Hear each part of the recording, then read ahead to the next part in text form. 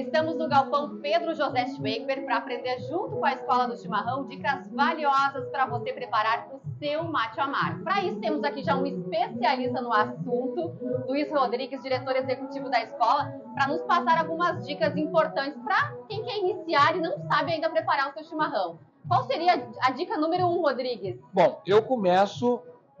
A gente vai falar dos 4 elementos, né? Sobre a cuia, a bomba, a água e a erva. Mas eu começaria, então, pela bomba.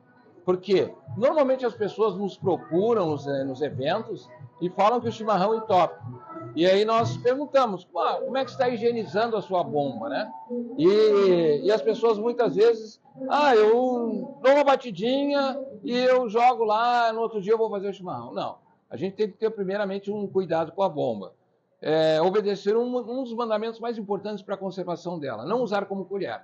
Agora me diga, quem é que ao desfazer o seu chimarrão não pega a bomba, vai lá, né, e tira a erva mate com a colher? No momento que a gente faz isso, nós injetamos uma quantidade enorme de partículas no bojo. Tá? E se nós não lavarmos corretamente a bomba, certamente um belo dia não vai passar mais nada, vai entupir. Então o correto, minha gente, é que nós coloquemos o jato de água da torneira no bojo, ou filtro, de tal forma que empurre as partículas de erva mate aqui pelo duto e vai sair pelo bocal. Não o contrário, algumas pessoas colocam um jato de água aqui, jato da torneira, não precisa ser quente, não precisa, pode ser fria. Colocam aqui e empurra para cá, e tranca aqui, não passa mais nada, certo? Existem algumas bombas de aço inox, que é a que nós recomendamos, porque ela não oxida, que conseguem soltar o filtro, né, daqui do duto, né? Facilita a limpeza. Facilita a limpeza. Então, não precisa ser todo dia, ocasionalmente, a cada 3 meses, aí dá uma escovada, né? E vai ajudar bastante para retirar o resto de erva mate que ficam ali. Então, a bomba é muito importante, essa atenção na lavagem. E a lavagem deve ser diária. Desfez o mate, lava a bomba. Bom, outra coisa muito importante. Você sabe que o porongo, uma vez que ele não seja higienizado de forma correta, ele pega gosto, ele azeda. Então é muito importante que a gente não deixe a cuia com erva de um dia para o outro. Tá? Terminou o mate, não quer mais chimarrão, descarta a erva mate, lava o porongo. Não precisa ser com água quente, pode ser lavado com água fria. No entanto, na hora que for colocar para secar, não é assim que fica para secar. Por quê? A umidade fica retida no fundo. Nem tampouco assim, porque a umidade fica ainda retida no fundo, embora ele seja nessa posição. Em cima do guardanapo. Não, guardanapo, secador de louça, não. Deixa ela deitada num local onde haja circulação de ar, tá? E não exposta diretamente ao sol. Por quê? O porongo, ele vai ter microfissuras, ele vai trincar e vai diminuir a vida útil da nossa cuia. Bom, aí existe a cuia de madeira. Os cuidados com relação à secagem são os mesmos, porque é madeira, né? Inox, tranquilo, lavou, secou, porcelana, plástico, lavou, secou com um paninho ali, tá beleza. Mas porongo e madeira, a gente tem esse cuidado. Bom, temos aqui a garrafa térmica, mas nós queremos falar sobre a água, temperatura correta para fazer o chimarrão, porque quando a gente faz o chimarrão de ouvido, aquele que a gente fica de ouvido na chaleira, muitas vezes a temperatura fica superior a 75 graus centígrados. E nós, como escola, nós ensinamos e preconizamos a saúde ao tomar o chimarrão. Então, se nós trabalharmos com uma temperatura acima de 75 graus, nós estamos já trazendo alguns malefícios para a faringe, para a laringe, para o esôfago e também para a erva mate. Porque queimando a erva mate com a temperatura acima de 75, a gente deixa de aproveitar uma série de propriedades medicinais e nutricionais que ela oferece. Então a gente neutraliza essas propriedades. Todo chá tem uma temperatura de efusão. A Organização Mundial de Saúde fala em 66 graus centígrados para a erva mate. Mas aqui no Rio Grande do Sul, em função do clima, a gente trabalha com a temperatura de 70 a 75. Tem um limite, então, de temperatura. Exatamente, exatamente. É difícil. Em regiões aqui do nosso estado, fronteira, campanha, fala em 75, a gente é xingado, né? Porque o pessoal está acostumado a 80, 85. Muito importante também, quando vai comprar uma erva mate, nós levamos em consideração 3 fatores: cor, odor e sabor. Isso nos indica que ela é sempre o quê? Novinha, né? A gente olha aqui, mas essa erva mate aqui é verdinha, indica nova. Ela tem um cheiro bom, indica que é nova. E ela tem um sabor, né? O pessoal às vezes dá uma provada. Criança adora de fazer isso, chega e bota o dedo. Indica que ela tem um gosto de nova. Bom, não adianta nós comprarmos uma erva nova e não saber guardar ela. E não saber guardar. Essa é a dica valiosa. Eu boto no potinho e eu boto no armário. Eu boto naquela caixinha de couro que eu levo na minha mateira. Gente, ela começa rapidamente a perder qualidade.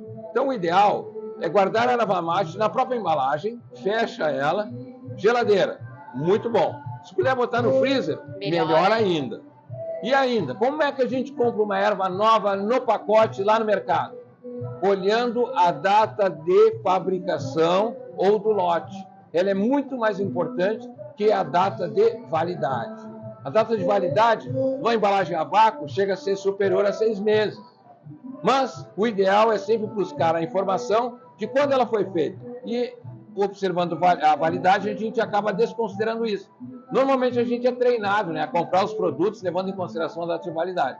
Mas na erva mate, data de fabricação ou lote são as mais importantes. O que indica que ela é mais fresquinha, recentemente saiu da fábrica. Exatamente. Então ela tem um sabor melhor, cor melhor e também o odor melhor. Muito bem. A gente então passou por esses 4 elementos. E na hora de preparar, Rodrigues, alguma dica específica assim para quem vai se arriscar pela primeira vez? Bom, o que define a forma como nós vamos fazer o chimarrão é a cuia. Então, existem cuias de diversos materiais, de diversos tamanhos, né? E diversos formatos. Então, isso que a gente leva em consideração: tamanho, formato e material. Aqui nós temos uma cuia de porongo de tamanho médio, cujo formato é com pescoço. Mas existe de porongo que não tem de pescoço definido. Existe a gajeta, que é estilo uruguaia, pequenininha. Existe bago de touro, que ela é no formato do próprio testículo do animal. Então, o que acontece? Se nós fizermos de uma forma inadequada para aquela cuia, ele não vai durar, ele vai rapidamente desmanchar. Um exemplo assim, bem notório, porque agora o pessoal tem usado bastante as cuias de inox. Elas são Já vamos falar sobre isso, mas continue. Elas são a cuia de inox, assim como de madeira, mas a de inox é bem evidente. Ela não tem pescoço, ela é extremamente lisa, então é como se fosse um copo. Se nós fizermos o chimarrão de 11 segundos, numa cuia desse tipo, um golinho do chimarrão ele vai desandar, ele vai descer. Por isso a gente tem que usar umas técnicas um pouco diferentes. Mas o que a gente diz como escola de chimarrão é que não existe chimarrão errado. Mas eu faço diferente de vocês. Não, se o teu chimarrão funciona da forma como você está fazendo, ele está certo. Tá? É bem tranquilo. Nós estamos aqui para orientar nas dúvidas. Já várias vezes orientei e pessoas perguntando: mas a minha é da Stanley, a minha é da não sei o quê, a minha é da inox. Bom, a forma mais adequada é essa. E aí? Por isso que nessas exposições aqui, em que nós temos cuias enormes... Esse é o modelo formigueiro? Formigueiro. Existe como fazer para tomar? Existe, né? Desde que não esteja economizando erva, pode fazer tranquilamente. Mas existe uma forma correta, porque se nós enchermos essa cuia aqui, botar água até o pescoço, imagina, nós vamos daqui a Porto Alegre tomando esse chimarrão, porque ficaria com muita água. Então nós enchemos praticamente ela de erva, e o espaço que sobra nós colocamos água, para ficar de tamanho moderado. Então, de acordo com a cuia e a térmica.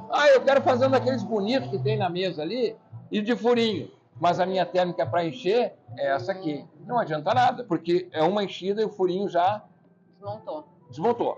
Então a gente tem que usar aquela térmica que tem um biquinho para direcionar o jato de água ao buraco. Mas é bem simples. Olha aqui, ó. Vou tentar exemplificar que essa aqui é uma cuia de superfície lisa e sem pescoço, certo? O que eu faço primeiro quando a superfície é lisa? Eu umedeço toda ela.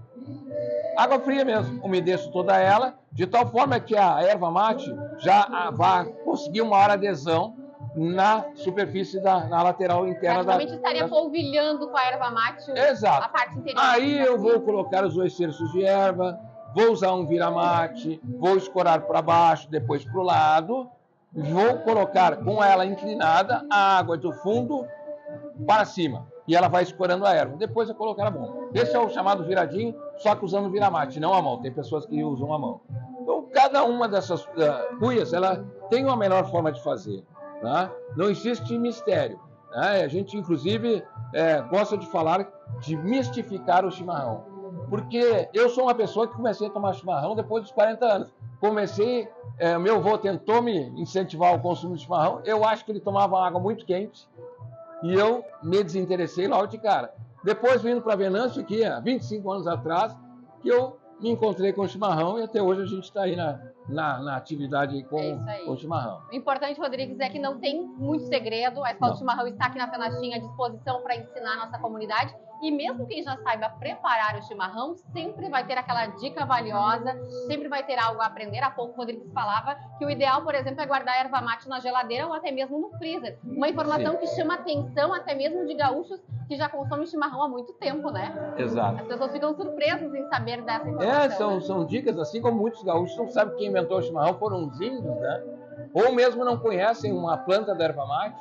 E aqui a gente tem um viveiro de mudas aqui na nossa cidade e temos muitas mudas de erva mate aqui para o pessoal conhecer. Então são detalhes, né? Que muitas vezes a pessoa tem, às vezes, vergonha de perguntar, né? Assim como tem pessoas que têm vergonha de chegar e dizer, pô, me ensina a fazer um chimarrão.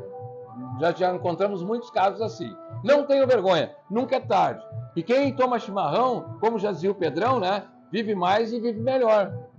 É isso aí. Rodrigues, para a gente encerrar, eu não posso deixar de entrar naquela polêmica de chimarrão raiz e o chimarrão Nutella. Qual é a tua opinião sobre esse assunto? Tem chimarrão Nutella mesmo?